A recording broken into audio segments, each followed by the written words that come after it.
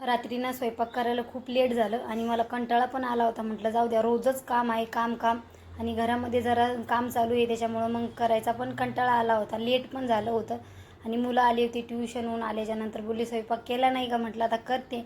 म्हटलं चला आता मुलांना भुका लागल्यात.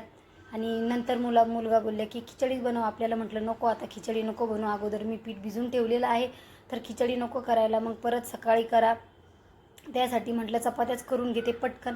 चपात्या आणि पिठलं बनवायचं ठरवलं होतं बरं का, पण आम्हाला ऑर्डर आली की पिठलं बनवायचं नाही आहे म्हणून मी काहीतरी आणतो. तर म्हटलं चला मग मी चपात्या करून घेते. काही बनवल्या चपात्या, काही बनवल्या फुलक्या.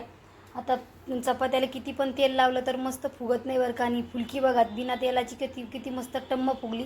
मला पहिल्या नव्हत्या आवडत, पण आता पण खूप आवडतात, चवदार लागतात खूप. काही फुलक्या बनवल्या, काही मुलासाठी चपात्या बनवल्या. फुलक्या बनवून झाल्याच्या नंतर म्हटलं आता आणा तुमचं काय करायचं आहे तर करते मी.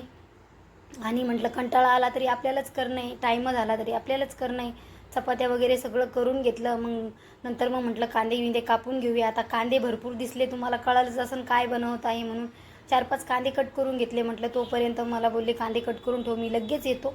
मग चपात्या झाल्या, लगेच कांदे कट केले. म्हटलं कांदा फ्राय करून घेऊया, बेसिक मसाले टाकले. मस्त आता अंड्याचीच भुर्जी करायची होती. म्हटलं लगेच जेवायला बसूया, गरमागरम छान लागते बरं का अंड्याची भुर्जी. 4-5 अंडे फोडून टाकले आणि मस्त अंड्याची भुर्जी बनवून घेतली. अंड्याची भुर्जी झाल्याच्या नंतर म्हटलं घ्या गरम गरम खाऊन घ्या, लगेच थंडी झाल्यावर छान लागत नाही. सगळ्या जणांना दिलं, मी पण घेतलं खाऊन आणि पटकन आवरून घेतलं. आज काय एवढं काम नव्हतं, पटकन झाला बरं का स्वयंपाक. भांडे पण जास्त नव्हते पडलेले, पटकन मी माझं सगळं आवरून घेतलं.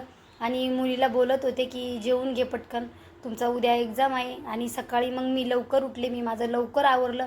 मुलाला लेट उठवलं मी माझं आवरून घेतल्याच्या नंतर. आणि हिला बोलले केस सोड आणि गुत्तागुत्त काढ. आता हे रोजचंच काम झाले.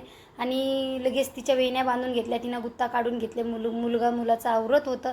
म्हटलं चला पटकन तुम्हाला सोडून येते आणि बाकीचे माझे कामं करते. त्यांना आज आता एक्झाम असल्यामुळं जरा लेटच जावं लागतं. मी माझं सगळी तयारी करून घेतली होती.